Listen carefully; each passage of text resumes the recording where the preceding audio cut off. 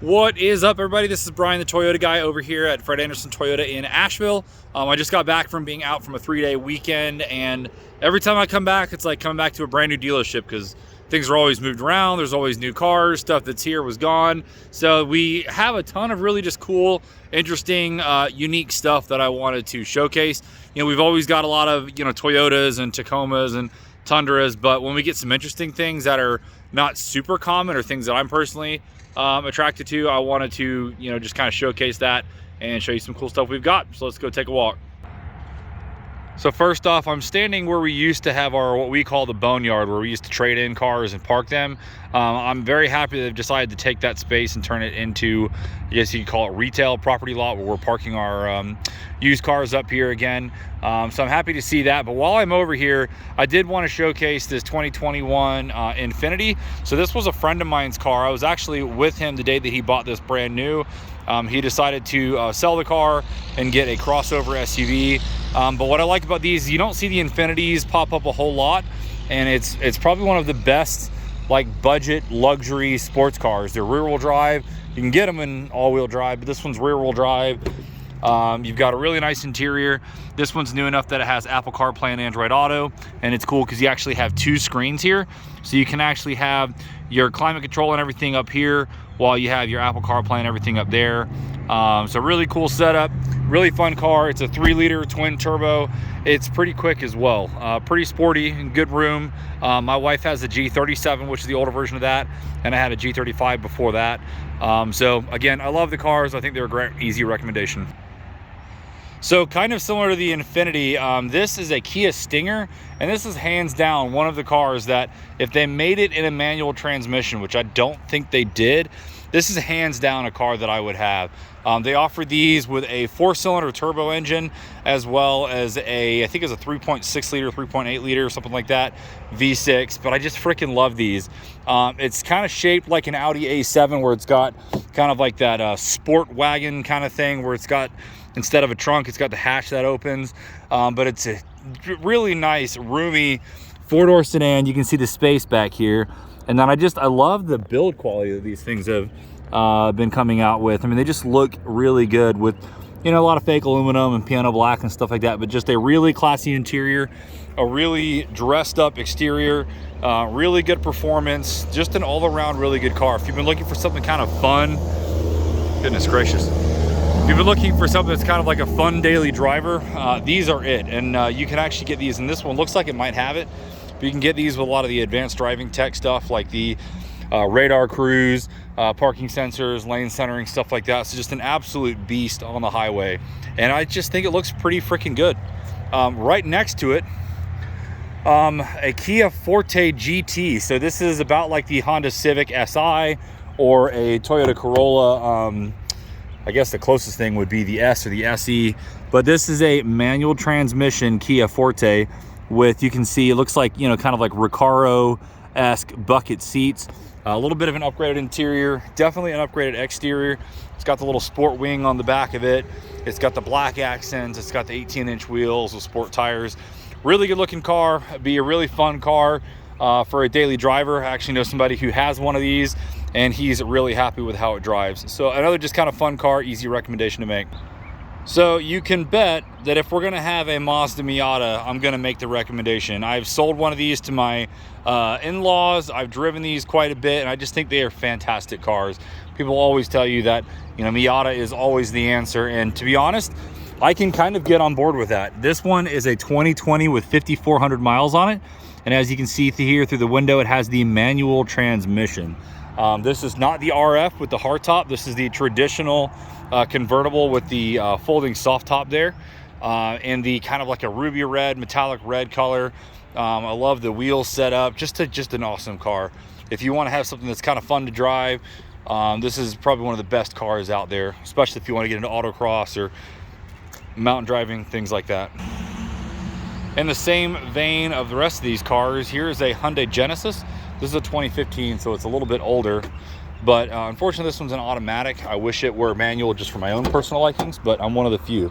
So if we look inside the interior, I just think there's a lot of really cool touches. This one is the V6. Of course, these are rear-wheel drive, 2-door with the extra small back seat. But if we look at the interior here, I love it's got the funky gauges with like a torque gauge, fuel gauge, oil temp gauge. So really cool car. So here is a pre-owned 2022 Tundra SR5. This is the double cab, not the crew max, so it's got the smaller back seat. This is a four-wheel drive with the new twin turbo V6, and I'll be the first to be honest, I have not driven one of these trucks yet. Every time we get one that is new, they are pre-sold, so I don't get a chance to actually spend some time in one. But now that we have this one, I think I'm actually gonna try to take this out maybe for lunch or something and spend some time in it and just kind of see how the new interior actually drives, how the new engine feels, and maybe do a separate video on that.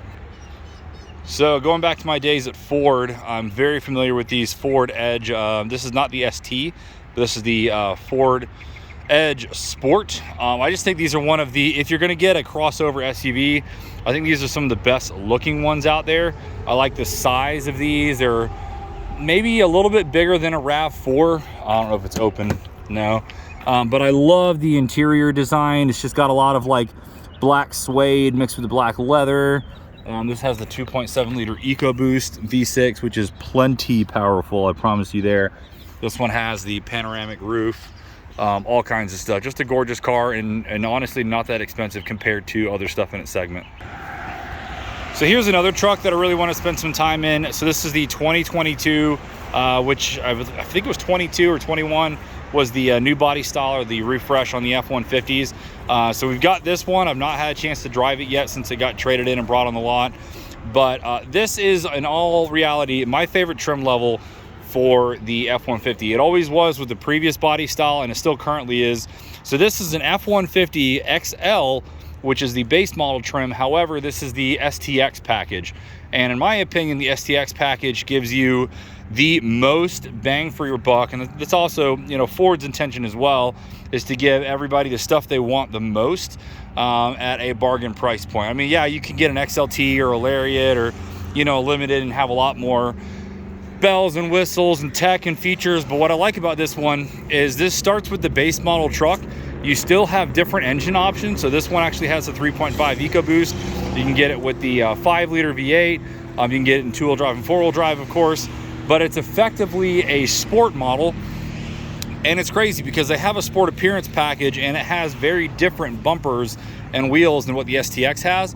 And in my opinion, I think the STX has the better look. So if you notice, there's pretty much no chrome. Everything's paint matched on the front and the rear. You also have these sport wheels right there.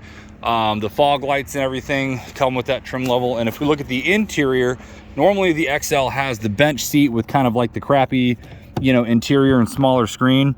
But what they've done is, you can see the sports have these extra kind of like ribbing on the seats. You've got the touch screen on there, which has Apple CarPlay and Android Auto, of course, now. You've got the center console versus the bench that you can still get. And I can't tell with this one, yep, it's hard to see in the video, but you actually do have rubber flooring. And in my opinion, you know, rubber flooring on a truck is the easiest thing to maintain. You can practically hose it out or at least wipe it out. But I think it's a good looking truck. I haven't yet priced this one, so I don't know offhand how much this one is, but it's definitely like the bargain buy for a newer F-150. Really easy recommendation again.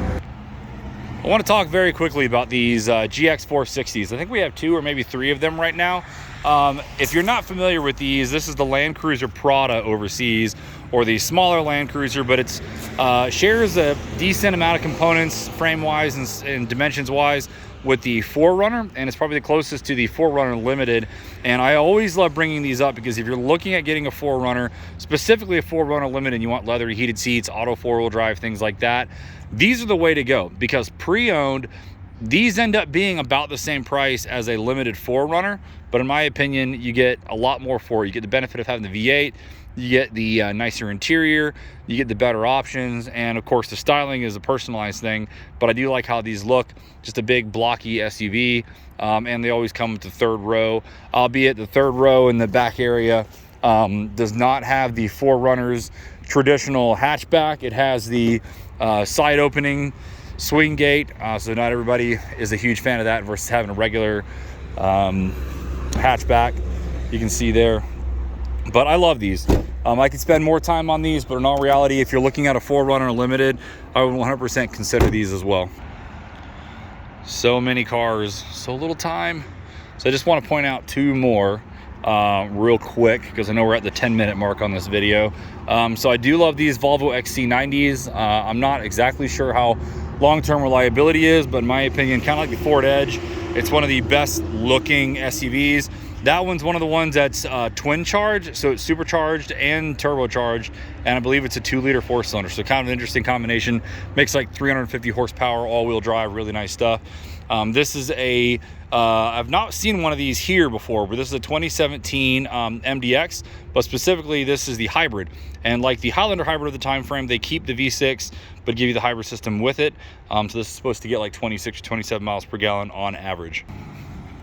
All right, so last thing I wanted to show is not this Venza, although I have to at least take a quick second to talk about them. I just love them. If you want a RAV4 hybrid but you want it to be a little bit nicer, get a Venza.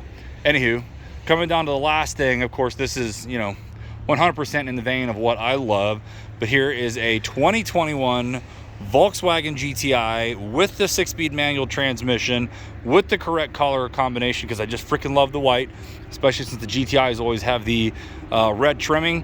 And the best part about this one is the freaking interior.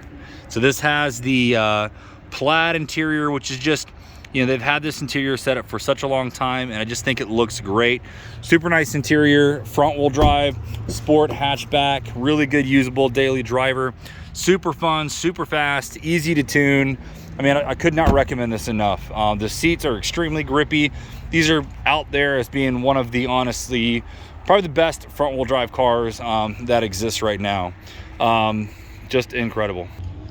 All right, so that's gonna do it for today. I was trying to keep this video under like 8 minutes, and I've miserably failed because we're now hitting the 12-minute mark. But if you hang with me this long and check out these cars, I appreciate your time. So many cool cars. There's a whole lot of stuff here I could recommend. So everything's on the website, or if you see something here, you know, in the background of the video or anything like that you're interested in, feel free to shoot me a message or stop by and ask for Brian. As always, thanks so much and have a great day.